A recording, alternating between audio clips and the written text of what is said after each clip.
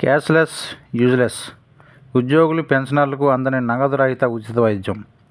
Cashless వైద్యం అందించని private, corporate ఆసుపత్రులు సొంతంగా డబ్బులు కట్టి చికిత్స చేయించుకుంటున్న తీరు, రీయింబర్స్మెంట్ కోసం అప్లై చేస్తున్నా తిరిగొచ్చే సొమ్ము అంతంతేనని ఆవేదన.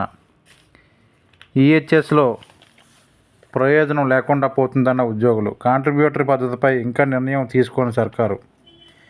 28,000 ఖర్చు అయితే 12,000 వచ్చాయి. మా అమ్మగారికి కంటి ఆపరేషన్ చేయించుకోవడం కోసం 28,000 ఖర్చయ్యి.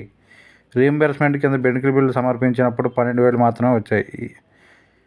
అది ఏడాది తర్వాత అందాయి. ప్రభుత్వం నగదు రహిత చికిత్స అందిస్తేనే ఏమైనా ప్రయోజనం ఉంటుంది అని బుర్ర రమేష్, రాష్ట్ర కార్యదర్శి, తెలంగాణ ప్రధాన ఉపాధ్యాయుల సంఘం తన యొక్క ఆవేదనను వెల్లబుచ్చారు.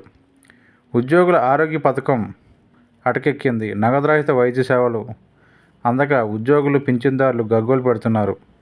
నగదు రహిత ఆరోగ్య కార్డుతో వైద్యం చేయించడానికి ప్రైవేట్, కార్పొరేట్ ఆసుపత్రులు ఏమాత్రం ఆసక్తి చూపడం లేదు. డబ్బులు చెల్లించినదే అడ్మిట్ చేసుకోవడం లేదని ఉద్యోగులు వాపోతున్నారు. ఉద్యోగులు గత్యంతరం లేక లక్షలాది రూపాయలు ఖర్చు పెట్టి వైద్యం పొందుతున్నారు. ఆరోగ్య పథకంతో తమకు ప్రయోజనం పెద్దగా ఉండడం లేదని వాపోతున్నారు. కొన్నేళ్లుగా ఈ పద్ధతి కొనసాగుతున్నా పూర్తి స్థాయిలో పరిష్కారం కనుగొనడంపై ప్రభుత్వాలు దృష్టి పెట్టడం లేదని పేర్కొంటున్నారు. ఈహెచ్ఎస్ పరిధిలో సుమారు 5.50 లక్షల మంది ప్రభుత్వ ఉద్యోగులు, పెన్షనర్లు ఉన్నారు. వారి కుటుంబ సభ్యులతో కలిసి మొత్తం 20 లక్షల మంది ఈ పథకంలోకి వస్తారు. ఈహెచ్ఎస్ కార్డు చూపిస్తే ప్రైవేట్ ఆసుపత్రుల్లో కూడా ఫీజులు ఏమీ తీసుకోకుండానే అడ్మిషన్ ఇచ్చి వైద్యం చేయాలన్నదే ఈ పథకం ఉద్దేశం.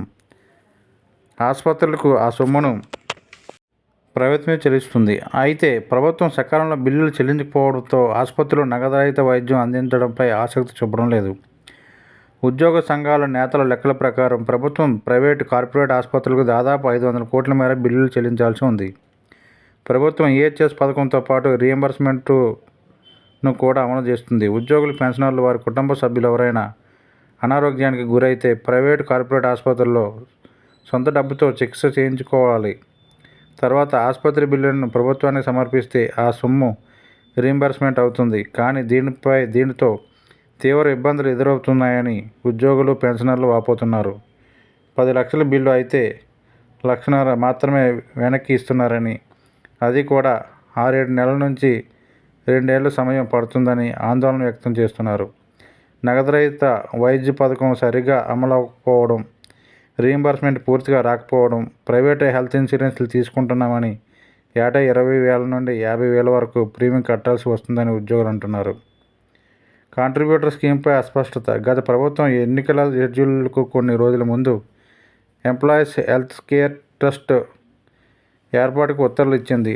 ఉద్యోగుల ఆరోగ్య పథకం అమలు కోసం ప్రత్యేక ట్రస్ట్ ఏర్పాటు చేసి ఉద్యోగులు, పెన్షనర్ల నుంచి కొంత, ప్రభుత్వం నుంచి కొంత కలిపి జమ చేయాలని పేర్కొంది.